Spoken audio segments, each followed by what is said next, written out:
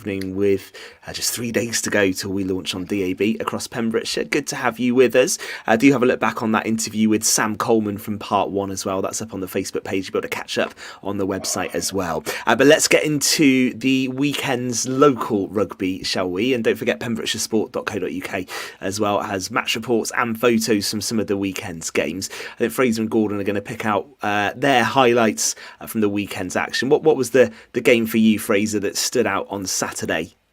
Well, it was actually ahead of the fixtures. I looked through and saw Whitland playing Milford in Division 2 West, and I thought that would be critical. Both teams had a slightly struggling start, just 1 win each, 5 games in.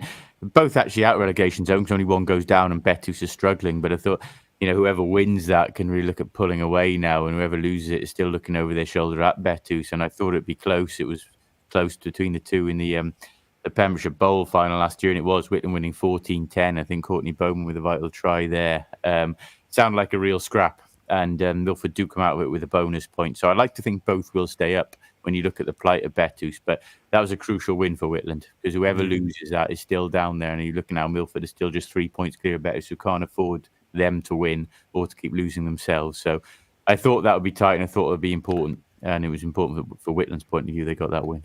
Okay, it was another tricky weekend for Narberth in the Premiership. They were 28-0 down at half-time in their game. Gordon, what about you? What was your highlight? Ironically, I was at the Neyland watching a bit of the football, but I dashed over and seen some of the rugby there, because both teams were unbeaten. Neyland versus Neyland Athletic, or Narberth Development Side, whatever they want to be called. Narberth second, call them what they are. Okay. It was great to see Stark Jones, my old Canty teammate, still coaching on the sideline, even though he tells me he's not heavily involved anymore. He certainly was on Saturday, and it was a cracking game. Both sides went for it.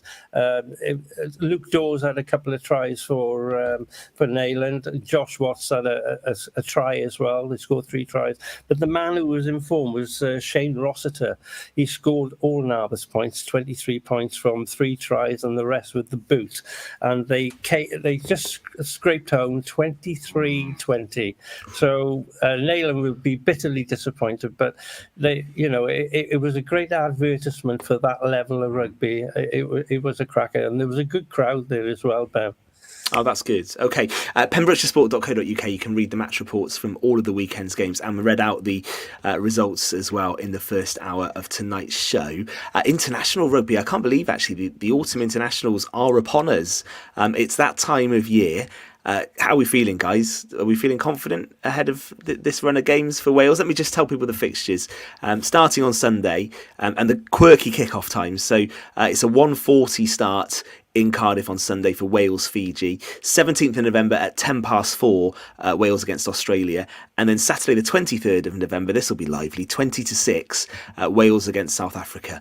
It's a tricky set of games, guys, isn't it?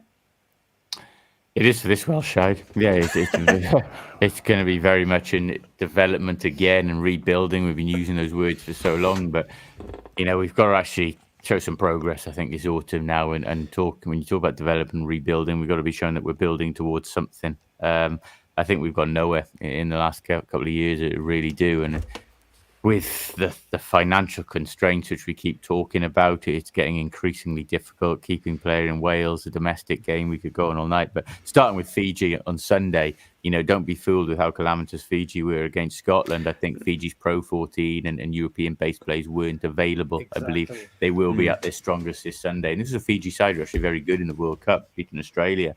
Ironically, I think our best chance for win may come against Australia, and you wouldn't have said that a couple of years ago, but they've got Eddie Jones back there. They're like us, a proper rebuilding phase, but in a bit of limbo at the moment. And I'd go as far as to say no chance in hell against South Africa, and that's being kind. So a complete whitewash, mate. I think we might beat Fiji. I think we got a chance against Fiji and Australia, but I'll go a complete whitewash. You'll go complete whitewash.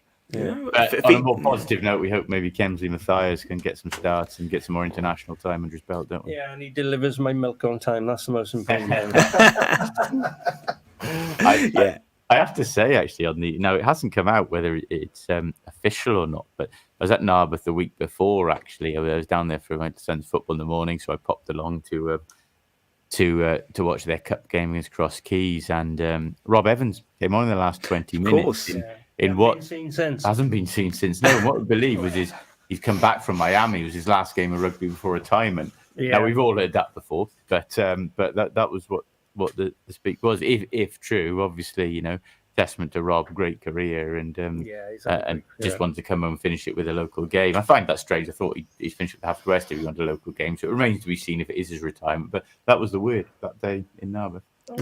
That's the last time we'll see Rob on a pitch. Yeah. Okay. Yeah. Well, For now.